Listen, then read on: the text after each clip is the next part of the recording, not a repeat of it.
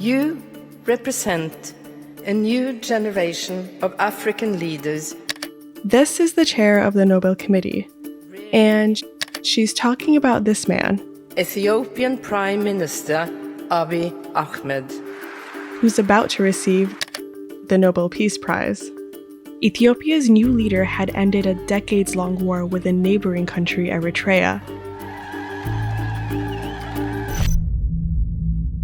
But less than a year later, Ethiopia was attacking one of its own regions, the regional state of Tigray, and had called on Eritrea, its new ally, to attack from the north. In just a few months, the country's leader had gone from this war is the epitome of fail for all involved to this. The federal government had every right to deploy federal security forces. Ethiopia is now at war with itself. The conflict there has already killed thousands of fighters and civilians, and forced more than 60,000 Ethiopians to seek refuge over the border in Sudan. Ethiopia seemed like it was on the brink of peace. How did it fall into a civil war so quickly?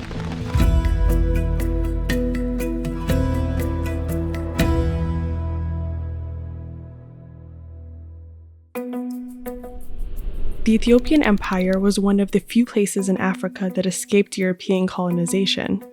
It did that in part by invading and absorbing neighboring countries to protect the Central Empire from European forces. The result was a very diverse country with dozens of ethnicities. But it was ruled by the empire's Amhara people.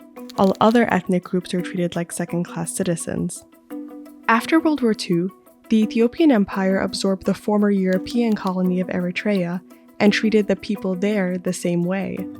One result of that was the formation of a militia, whose goal was independence from Ethiopia, the Eritrean People's Liberation Front, or EPLF.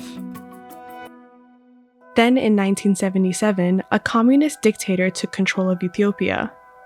Colonel Mengistu rose to leadership in part by having his rivals killed. Once in power, he began cracking down on dissenting groups immediately.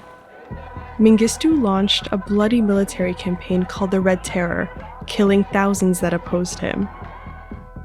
By this time, other militias had formed. One of them was the Tigray People's Liberation Front, or TPLF. The militias began to work together, especially in the north. TPLF and EPLF are political movements representing societies that are culturally very proximate. This alliance made these regions strong enough to resist Mengistu's army, but he doubled down on his crackdown across the rest of the country. Other militias and dissidents began to look to the north for protection. Mengistu responded by killing civilians in Tigray and Eritrea, and even preventing international famine aid from reaching the region.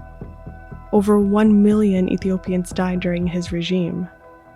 But by the late 1980s, the TPLF and EPLF had built up militias with thousands of fighters.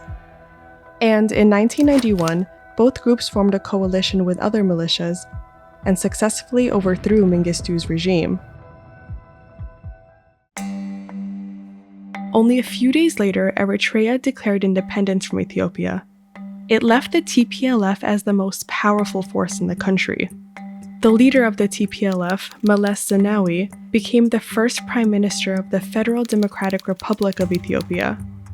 In an attempt to balance power among its ethnic groups, Zenawi remade the country's political system into a kind of democracy, in which many of the militias who had overthrown the previous regime became political parties, including the TPLF.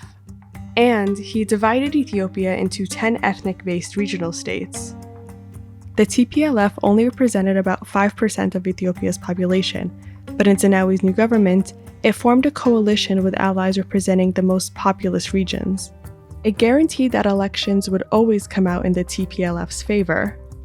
But just a few years after Zenawi took power, he went to war with Eritrea, along its border with Tigray. It severed the relationship between the two countries for decades.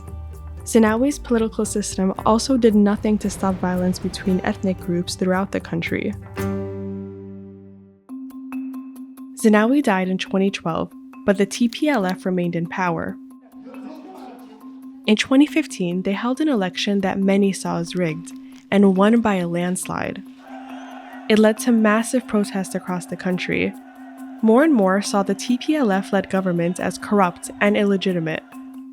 And finally, in 2018, the government selected a new prime minister from one of Ethiopia's historically oppressed groups who had advocated for peace and unity for the country.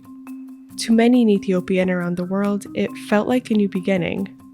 Dr. Abiy Ahmed. Young and outspoken. 60% of the votes, the first prime minister of Oromo descent. The prime minister repeatedly spoke about values of love and reconciliation, building consensus, promoting peace not just in Ethiopia but also at the regional level. So we're very hopeful. But almost immediately, Abiy's agenda put him in conflict with the TPLF. One of Abiy's first major acts as prime minister was to repair relations with Eritrea, which was now an enemy of the TPLF. He also began to remove corrupt TPLF officials from power. Then, Abiy started a new coalition that eventually became a single party, the Prosperity Party. Abiy extended an invitation to the TPLF to join the new party, but they rejected it and instead joined the opposition. Tigray's regional elections in August 2020 were an opportunity for the TPLF to start rebuilding their power. Then Abiy postponed those elections, according to him, because of the pandemic.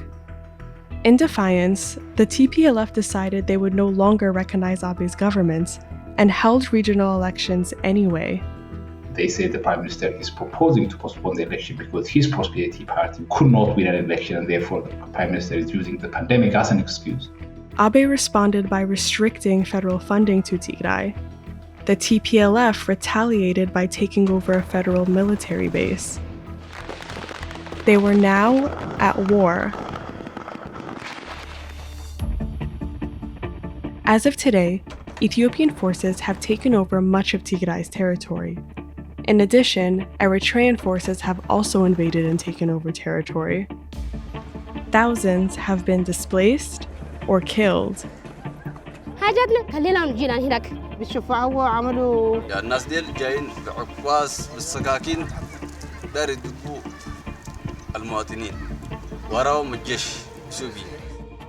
Abiy Ahmed is not the first leader to bring Ethiopia to war.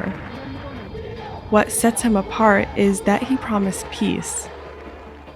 The problem is that Abiy's vision of a unified Ethiopia didn't include everyone. And that's one way he's not so different from his predecessors. The country today is extremely polarized. Social divisions are particularly deep and intense. It's difficult to see how Ethiopians can persuade Tigrayans to continue to pledge allegiance to the Ethiopian state.